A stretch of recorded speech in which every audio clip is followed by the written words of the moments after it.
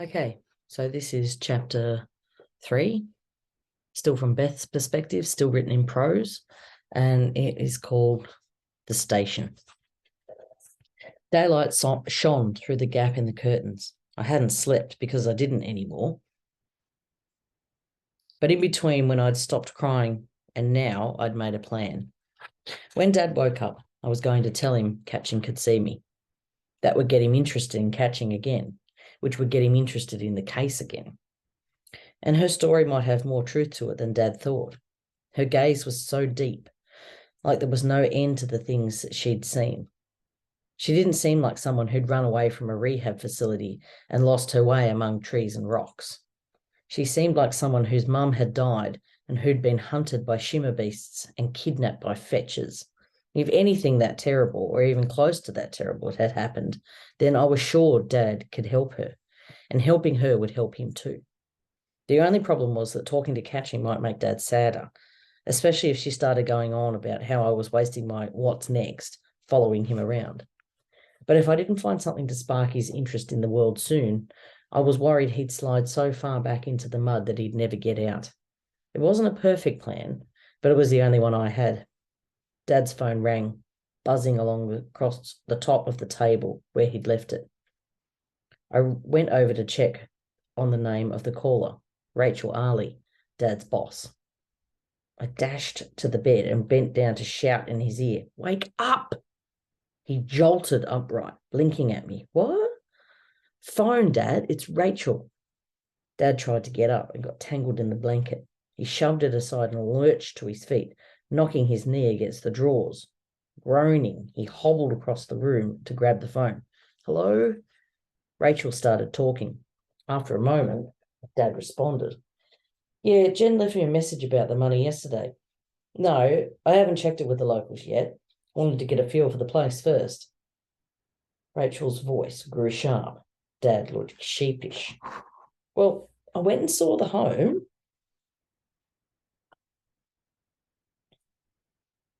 "What's left of it, anyway, and I interviewed the witness." "Yes, I can handle this." There was silence at the other end of the line, like Rachel wasn't so sure. Then she spoke again. Dad's eyes widened. "Not the fire? That's confirmed." He went quiet, listening with absolute concentration. My hopes rose. Something was going on. "I'll get the address from the locals," Dad said. "I'm on my way to the station now." "Yeah, I'll keep you posted. Bye."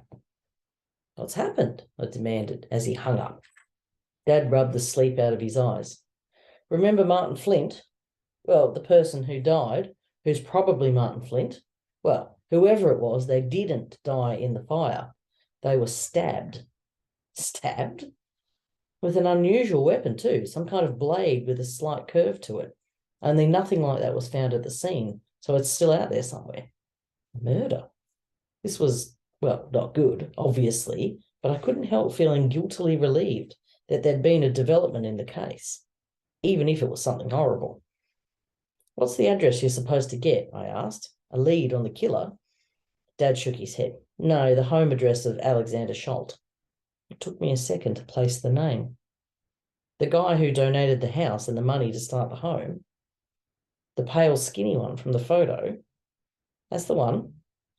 He's had a lot of involvement with the place, and it seems like something was going on there, although probably not embezzlement." "Why not embezzlement?" "Because it turns out that Nurse Flint and Director Kavanagh have both been making regular cash deposits into their bank account going back years. So it feels more like they were being paid off for something, or perhaps they were selling something." He was silent for a moment, then continued. "The home received medical supplies for the kids, so maybe they were selling prescription meds on the side." "Was that why Catching was there? To buy? Except there haven't been any reports of problems with drug trafficking in this area. Could they have kept it that quiet for all that time?" He went silent again, staring into space with a slight frown between his eyes. This was his thinking face, and I was pleased to see it. But he couldn't keep standing around here. "We have to go, Dad. You told Rachel you were already on your way to the local station, remember? And you need to take a shower because you're all rumpled." I pointed towards the bathroom. Get moving. A hot shower and 2 cups of coffee later, we were driving through the town. He didn't look so bad, considering. I hadn't told Dad that Catchin could see me. I didn't need to anymore. He was definitely going to talk to her again now that this was a confirmed homicide, though, and I realised I was hoping she wouldn't tell him either. It wasn't just because I didn't want her hurting him. Since I died, my only link to the world of the living had been Dad. Now I had someone else. And deep where I buried the things I didn't like to acknowledge, I had to admit that I liked having a connection that was mine alone. It was almost as if I had a friend.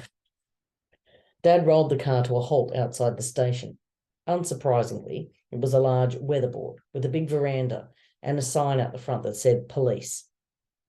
Rachel was mad at you for not coming here yesterday, huh? I should have, Dad conceded. But when I saw the town, and it just reminded me so much of where I grew up.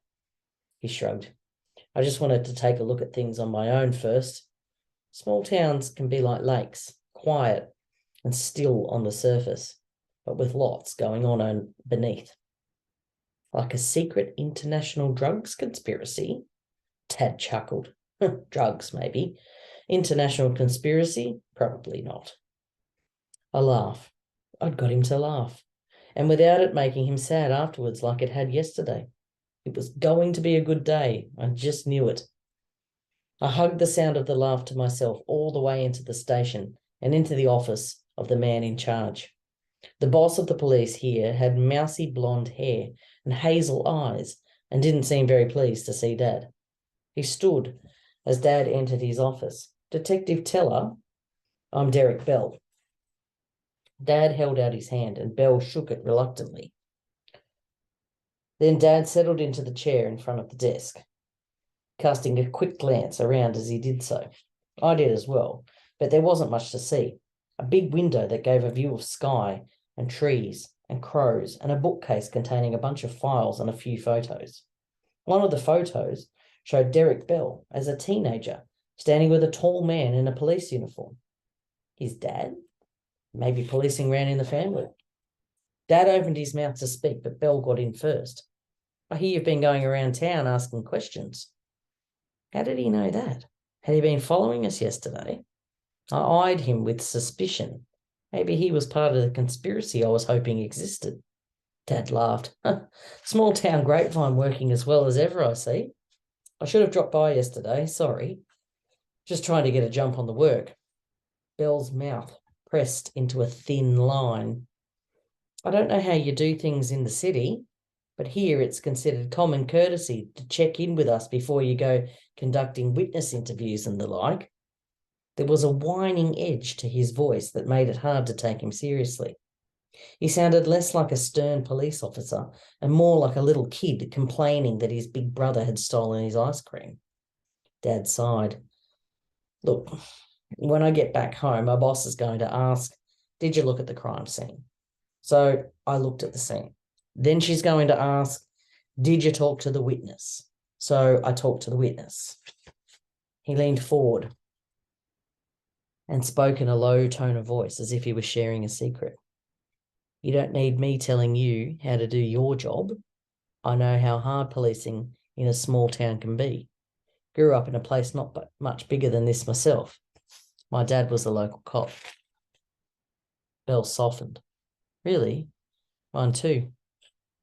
Dad made a show of surprise, but I knew he'd noticed the photo when he looked around the room. My father was the one who taught me how to scan a space for the details that told you things about the person who occupied it. Way to put the guy at ease, Dad. Bell relaxed back into his chair. I don't suppose you got anything out of that witness. She didn't have anything useful to say when she talked to my people, but I hear you were with her a while. That treacherous nurse must have gossiped to Bell. Dad just shrugged. Kid didn't have anything useful to say to me either, unless you count tales of the general unfairness of her existence. Teenagers. I bristled. Then I saw Bell's shoulders sag in relief. He'd been more interested in the answer to that question than he'd let on. And Dad had, well, kind of lied to him, or at least diverted him away from catching. Derek Bell was a suspect. I studied him with renewed interest, taking in the bags under his eyes and the way his nails were bitten down to the quick. Something was worrying this man.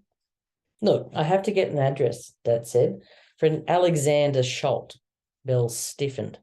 Alex? Friend of yours? Dad asked. His tone was pleasant, but I wasn't fooled. I could see how closely he was watching Derek Bell. We were at school together, Bell replied, but everyone around here knows the Schult family. They donate a lot of funds to local causes. You want to speak to Alex about the home? Dad nodded. We'll need to dig deeper into the place now it's a homicide. And Schult hasn't been returning phone calls.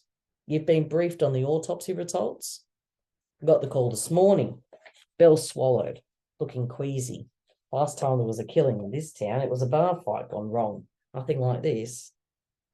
You surely don't think Alex could be involved? I'm just looking for a better sense of the home and the people who work there. Seems like Alexander Schult might be able to give me that. Did Bell seem relieved? It was hard to be sure with all his general twitchiness, but I thought so. I'll get you his address, he said, but I don't think you'll have much luck. Alex lives here part of the time, but he also has a flat in the city, and I haven't seen him around town lately. His city address was checked this morning. His neighbour said she thought he was here. Bell blinked in surprise. Did she? Well, perhaps he is. He does go back and forth. He paused for a second, eyes narrowed in thought, and then said, I tell you what, the Schult house can be a bit hard to find. I'll get my second in command to take you. Oh, there's really no need. It's no trouble. He rose and strode to the door. Back in a sec. As he left, I said to Dad, did you see how stressed out he is? I think he and Schult are both dodgy and totally in league with each other. Bell probably covered up the others selling the drugs. That's how they could have kept it all quiet. Dad answered softly. That's possible, although it seems like the Schult family has enough money already without needing to get tangled up in criminal activities. Unless crime is where the Schults got all their money from in the first place. Either way, Bell is hiding something. He's nervy, but that doesn't necessarily mean he knowingly covered something up. Dad's mouth tightened. It seems to me he might be a little like my father, the kind of cop who thinks the rules don't apply to everyone equally. He could have been too deferential to the Schult family, given them special treatment. Maybe let a few things slide about the home that he now sees that he should have looked into. If so, it'll all come out now and he knows it. Well, that was disappointing. I wanted Derek Bell to be a dastardly criminal mastermind, not a weaselly and incompetent official. Although, I had to admit, weaselly and incompetent fit him better. If you don't think Bell's covering things up, why just steer him away from catching? I asked. Because I don't know how deep Alexander Schult's involvement goes in whatever's been happening, and I don't trust Bell not to let something slip. And catching, Dad sighed. I'm not sure if she saw anything that night. I'm not sure if she even remembers it. But if she does have something to say, it's best she says it to me. There were footsteps outside, and Bell returned, followed by a woman with short red hair, freckles, and a wide smile. Dad rose as they entered and reached across to shake the woman's hand. Michael Teller. Alison Hartley. Call me Allie. Allie will take you to the Schultz place, Bell said. I'd run you over myself, but I have my hands full managing the search for Tom Kavanagh. Any sign of him? Dad asked.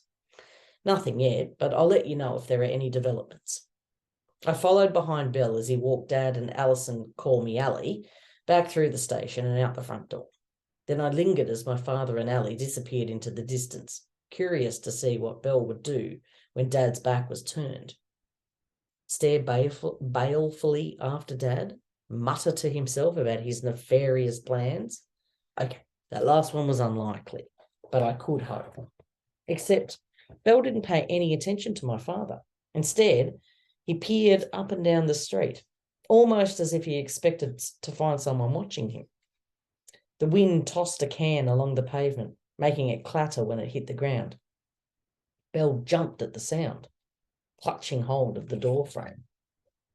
He cast another anxious glance around, then scuttled back inside.